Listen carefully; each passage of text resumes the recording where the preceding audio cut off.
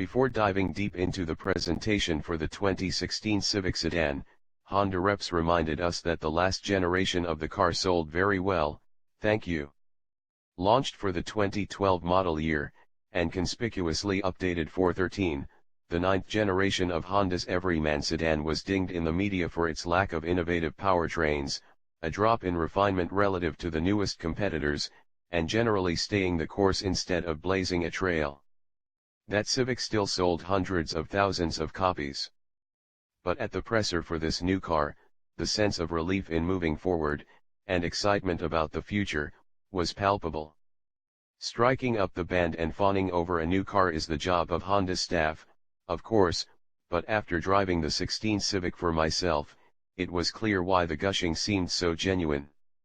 This is a new machine, soup to nuts, built to draw crosshairs on the best compact cars in the world.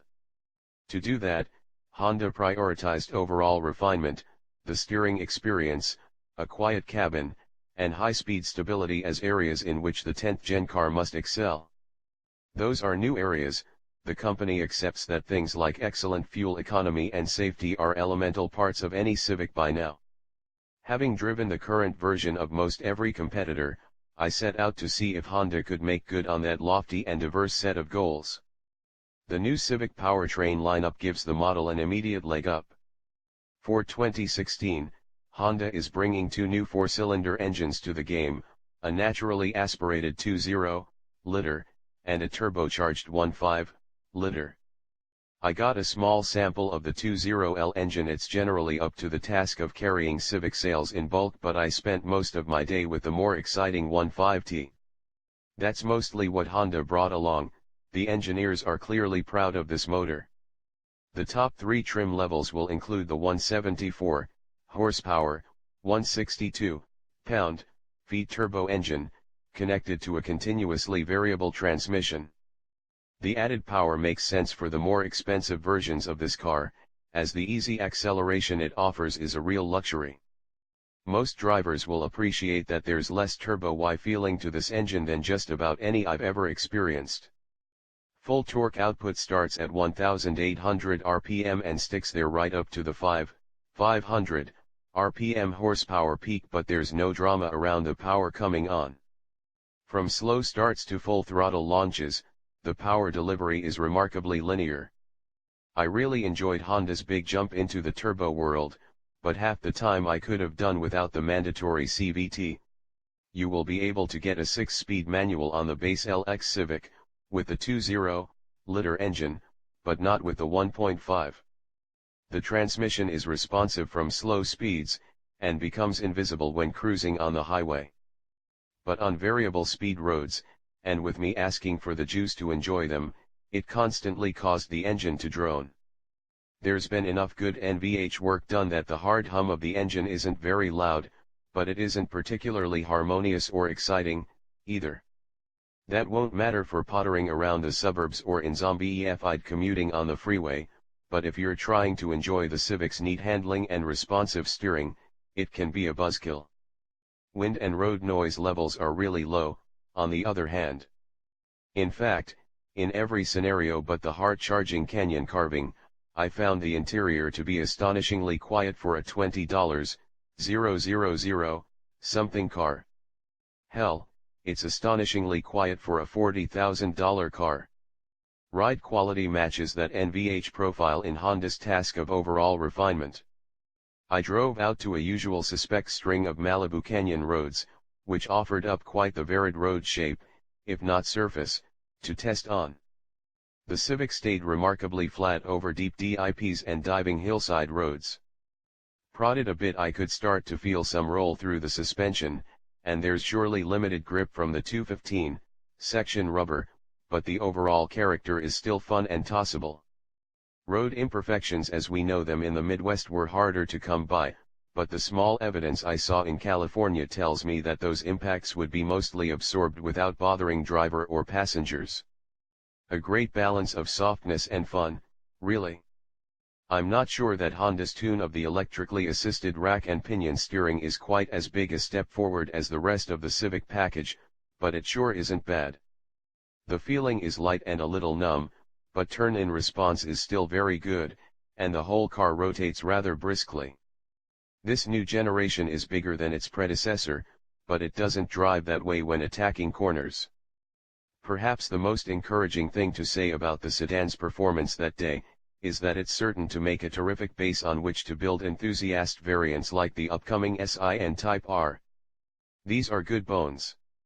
The potential for good autocross times is hardly high on the shopping list of your average Civic buyer, I think it's fair to say. To that end, Honda has gone a ways toward providing standard features and options that will suit, maybe even surprise, those considering the sedan. For all my kvetching about the CVT, its effect on the car's fuel economy is probably worth the bother. Ratings of 42 miles per gallon highway and 31 in the city are impressive. Daily drivers will appreciate standard items like remote entry, a capless fuel filler, every car should have this, and a rear view camera on every trim level. And those that live in high congestion areas should seriously consider the adaptive cruise with low speed follow, which will take you down to a full stop and up to speed, again available on every trim and standard on the top line Touring. The infotainment tech is more of a mixed bag. I'm not alone in being happy that Honda has ditched the two-screen idiom, and found the optional 7-inch display audio system with its touchscreen easy to grasp quickly. You still have to make do with the horrible, unresponsive volume control on the head unit though, or, as I did just about every time, use the weird thumb switch on the steering wheel to turn the stereo up or down. Thankfully the integration of Apple CarPlay and Android Auto is seamless here, and obviates the need for using the Civic's native software, much of the time. The car presents very well, too. I wasn't sure how much I'd like the new interior design treatment. It looks like it can't make up its mind between conservative and tech-forward, at least in pictures. But the reality was smooth feeling controls, solid shutting doors, comfortable seats, and a general sense that this Civic will stand up well to years and years of use. For that sense of build quality I'll happily give up the most fetching interior design. Exterior styling may not be a home run, but I'd say it's at least a double, and rounding for third. I didn't personally dig the heavy chrome on the grille, nor the slight hunch of the rear in profile view. Someone mentioned that it looked like a mini cross store, and I can't unsee it now. But I did find the graphics of the lighting elements to be striking, and the creases in the door panels and hood to add a lot of aggression. Perhaps more telling, the general consensus of my fellow journalists, expounding on the Civic's looks through mouthfuls of lunch tacos, was that it came out fantastic.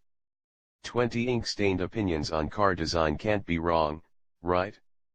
Factor in $835 for destination, and you'll find Honda's bare-bones price of $19,475 to be about $1,000 more expensive than that of the strippers from other makers in this class. Considering Honda resale value, reputation for standing up to hard use, and the new technologies herein, that seems about right to me. The car you see in the pictures here is a one from the top EXL sedan and goes just over $25,000. Even up the options on a 2.0-liter Skyactiv MAZDA3, and you'll get close to the same. Feature for feature, and if you care about driving, those are the two cars you'd really want to shake down before you buy. Aggressive targets and excellent engineering have wrought a Civic that should be one of the best cars in the segment to drive and live with. I expect more big sales numbers for this car, but this time I'll have more respect for it as a purchase decision. The Ford Focus, Hyundai Elantra, and MAZDA3 are still very credible opponents here, to be sure, especially since you'll have to wait a bit for the 5-door hatch sedans go on sale in November. But Honda seems to have vaulted to the top of the pile in this generational switch. Just as it was with the Civics that built the reputation, this is a car worth giving a damn about. Thanks for watching.